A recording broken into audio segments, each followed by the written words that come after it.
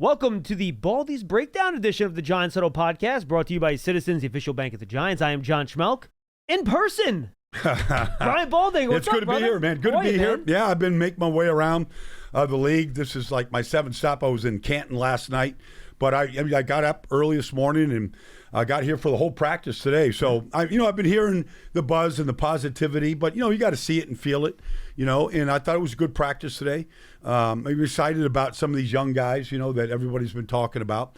But, by next week at this time, we should have a much better idea. Yeah, when we start playing some games, have some competitive practices against other teams, you get a much better feel. As Baldy mentioned, we're recording this on Friday. This is airing on Monday, so if anything happens in the next 2 days, we don't cover it. That is why Baldy just finished talking about the Micah Parsons saga on NFL Network. Yes. I guess I'll ask you quickly about it just because it's news.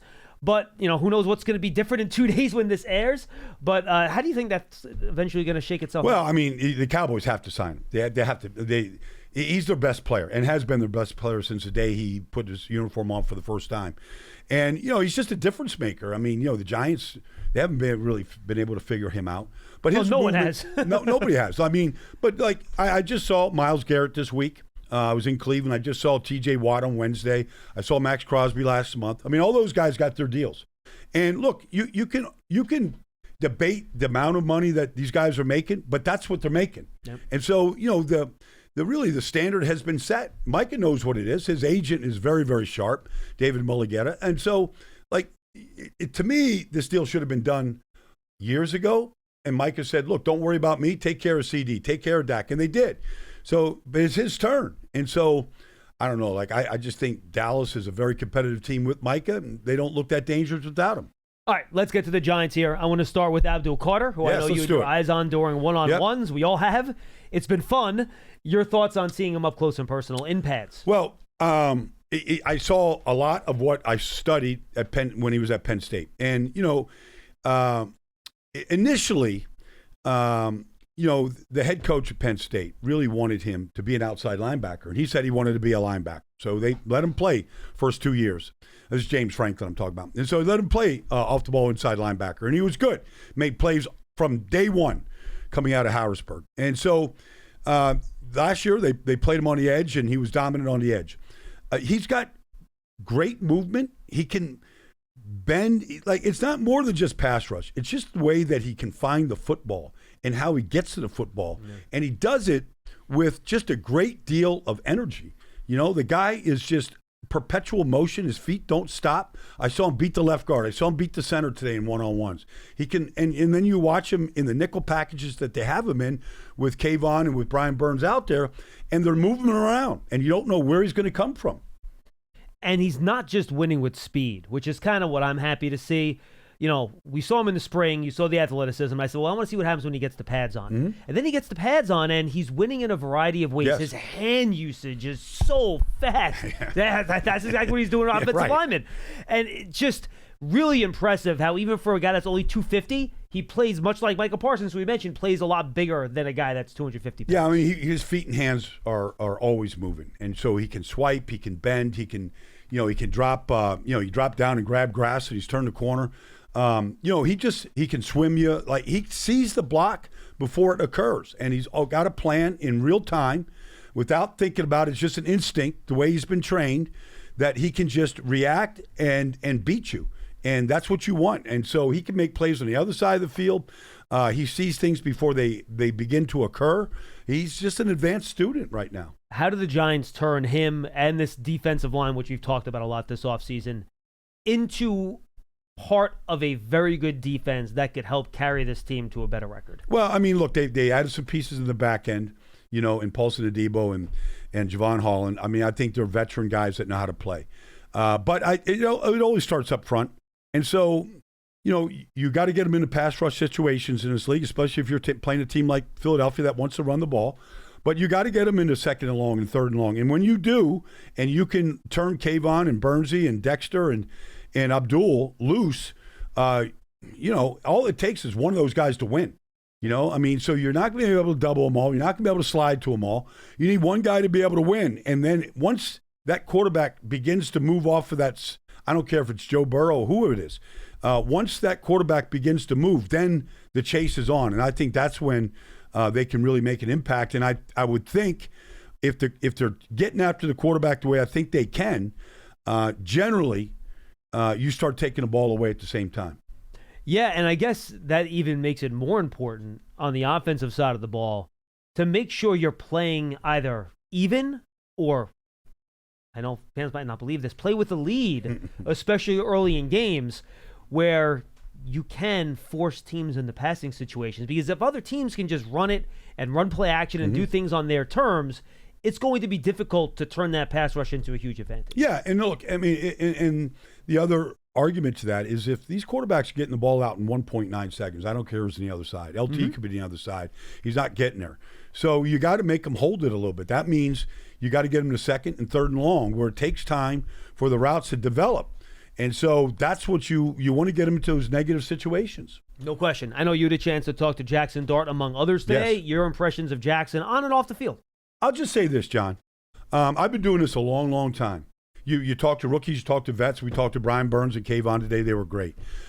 Jaxson Dart comes onto our set, and he says hello to the cameraman, to the producer, to the guy that's getting us food, and introduce himself to each guy. Now, you could say, okay, well, anybody could do that, but they don't. And then you could also say, maybe that guy is just highly aware of what it takes as a team to put a show together. Like, that impressed me, right? That's the first impression I have of Jaxson, because I'd never met him. He'd watched Baldy's breakdowns when he was at Ole Miss. That's fine. But that was my first impression, is he went and introduced himself to everybody in our set. And then he sat down and, you know, he's a really likable guy, got a great personality. But you watch him work like he's doing everything he's supposed to be doing and probably more. Now it's just a question of, can he translate that to success? Huddle up, get in here. If you're lined up here, you gotta go over the middle with it to score. Right. How do we make that happen? I don't know. But Citizens does. Make sense of your money with Citizens, official bank of Eli Manning. What are the things a rookie quarterback has to get good at to be able to translate that into success early? Well, like, for example, at Ole Miss, he was in a shotgun the entire time. But, look, Jaden Daniels played the entire season in shotgun. It's not a big deal. But they do get under center, play action pass. He's got to, but he said he really likes that. He always wanted to do that. Just wasn't the offense at, in USC and Ole Miss. But it really comes down to processing. And some guys can just get through these progressions that we talk about. From play to play to play, depending on what the defense is doing, and can they get their footwork and be in a position to throw the ball and get the ball out. I watched Jared Goff last night just warming up. Like, he just is innately, it's easy for him. I don't know if it's easy yet for Jaxson to be able to do that, because they're going to take away Malik on a play to the outside, and somebody's going to be in the passing lane. How quickly can you get to the number 2 or the number 3, and make an accurate stick throw? Giants Huddle Podcast brought to you by Citizens, the official bank of the Giants. The game to celebrations, your everyday financial needs. Big Blue fans can get the most out of every moment with Citizens. Learn more at citizensbank.com/Giants. You mentioned Malik Nabers. He's also pretty good. Yeah. Made a big play today down the right sideline for a Yep. touchdown. He's been doing at least one of those every day at practice, Baldy. When you see him in person, what sets him apart or puts him at the same level as some of these other great wide receivers? I think he can get his body to do anything he wants it to do. I think he can adjust to, like that catch against Paulson and Thibodeaux over there, like his ability just to adjust to a little bit of a fade. I also saw him where they overthrew him in the end zone at the end of a 2-minute period on 4th down, and he was ticked that the ball sailed on him and he didn't get a chance because I thought he'd won the route. So I think it's a combination of his body can do what he wants it to do. He's very, very strong. He catches the ball with his hands. It doesn't hit the plastic. It doesn't hit his body. And then I think he's very dangerous after the catch. Yeah, I'm with you too. What do you think of the other weapons outside that Russell Wilson will be throwing? I thought Jalen Hyatt show up today. I thought he had some plays. We've all been kind of waiting. We know what Slayton can do speed-wise. Wandale looks like, that's his position in the slot. I thought Theo looked pretty good out there today. Him and Baldinger both. And then you can't help but notice Scatterbo. You just can't. Like, first of all, you look at the size of thighs, but then how low he runs, how physical he is, even if it's not a physical drill, like he's initiating the contact. He's got these short, little, thick Yes. legs, and you wonder why it's so hard to tackle the Yeah, guy. well, he's so low to the ground. He's got, low center of gravity. He's got incredible balance and leg strength. And so you think you might have taken a shot at him, but it looks like exactly what I saw at Arizona State. He's a hard guy to tackle. All right, you've been watching Russell Wilson for a long time. Does he still look like the same guy to you out there? Well, what we don't see right now, John, is, he's been sacked a lot in this league. A lot. Okay? And he does have a hard time from the pocket seeing the whole field. That's why early on in his career, he moved a lot, and he made a lot of great plays on the move. You can throw some go routes right now. It looks good. Got a touchdown to Malik. That's great. But, you need to throw a high percentage of passes if you're in the pocket. And can he sit there and still do that? Because he extended a lot of plays in his career. I've talked to receivers that have played with him. You got to learn how to play with him when he moves out of the pocket and how you're going to get into his vision and all that kind of stuff. So we're going to get a better feel. Maybe he plays a little bit in preseason, a couple series here and there, but that has been an issue the last few years. Yeah, we'll see if he can attack the middle of the field in that short intermediate area. Absolutely, I'm with you on that. The running back room. I think you mentioned Scatterbo already. I think Tracy hit one really nice run today on a pitch. It looked like he could have taken it the distance.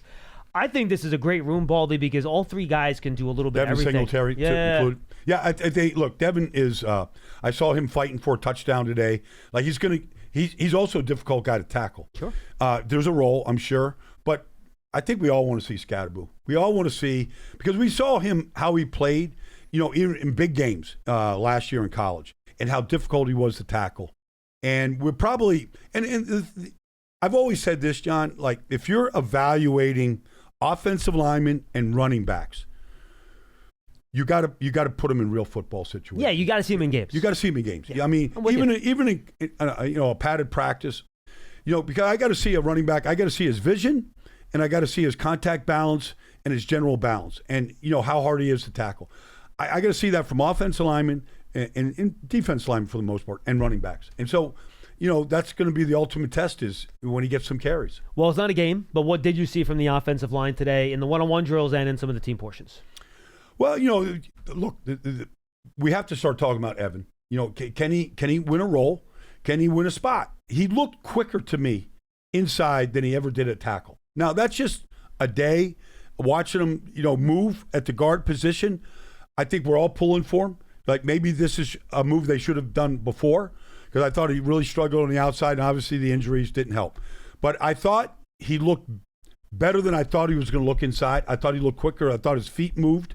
Good to see John Runyon out there right now. Obviously, Andrew's not here, not ready yet. But, I want to see – and I thought Jermaine played great. I thought just watch him against Brian Burns, who's a difficult guy to handle one-on-one in one-on-one situations. I thought he protected really well.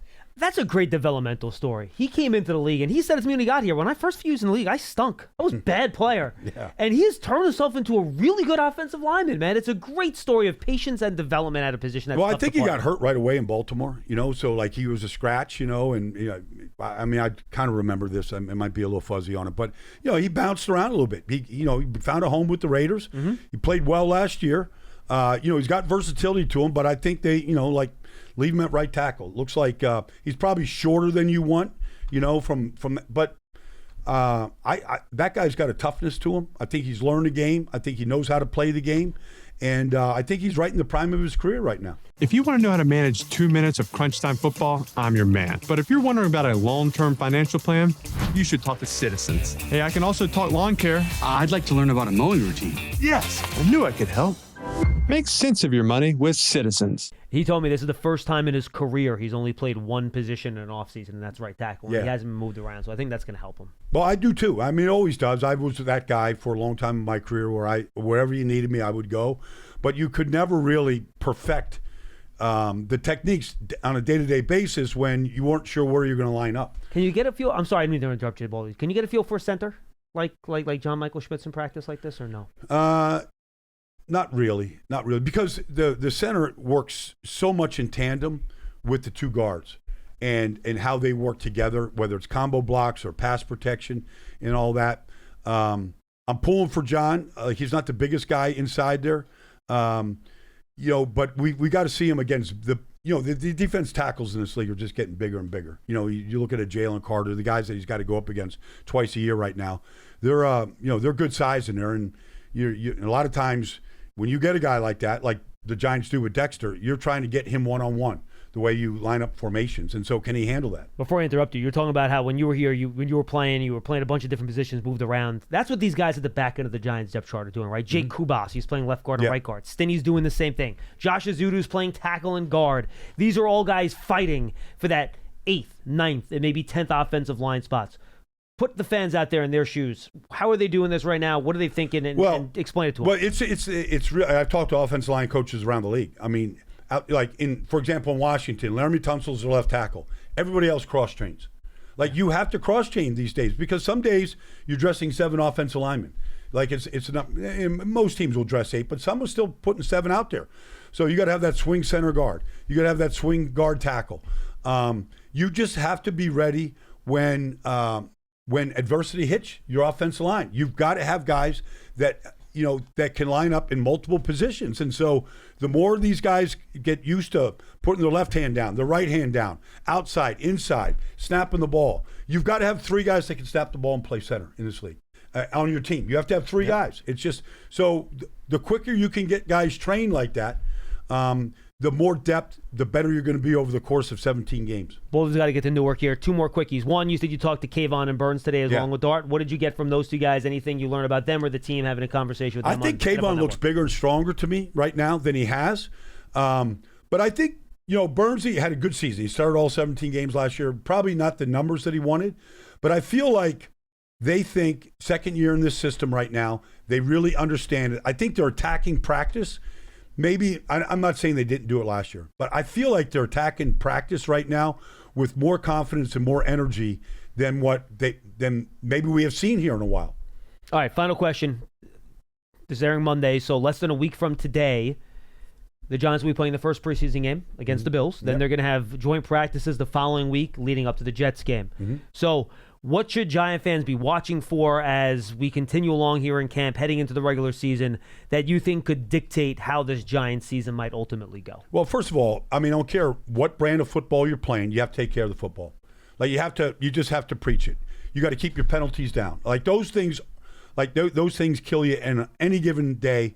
So penalties and turnovers, taking care of the football, not committing the silly penalties. That's number 1. Number 2, can you sustain offense? Can you stay on the field and sustain offense? Like, they've been adding pieces here now for years. All right, let's. I don't care who's at quarterback. Like, let's see the offense move. All right, you're not going to get a great deal of Buffalo starters, probably for a very long time. But that doesn't matter. Can we sustain offense? Can you take care of the football? And can you make the plays where you're not beating yourself on pre-snap penalties? Baldy will be back with Baldy's breakdowns this year exclusively on Giants.com, the Giants app, all of our social media platforms. It's good to see you, man. Likewise here. I'm glad I got it. I'm heading to Miami here in a little while. How many camp stops do you have left? I've got 6 left. Ooh, okay. 6 straight days. So I'm going straight through to Wednesday. Then you can get back to the beach. Well, I'm going to go out to L.A. and analyze all these preseason games in the studio out there. Oh, are you? It's football season. Fun. That'll be good. Yeah. I like it. I like the exercise of putting all the games up and seeing some of the young guys around the league. Oh, it's a lot of fun. Brian Baldinger on the Giants Huddle podcast, brought to you by Citizens Official Bank of the Giants. From the Hackensack Meridian Health Podcast Studio, keep getting better. We'll see you next time.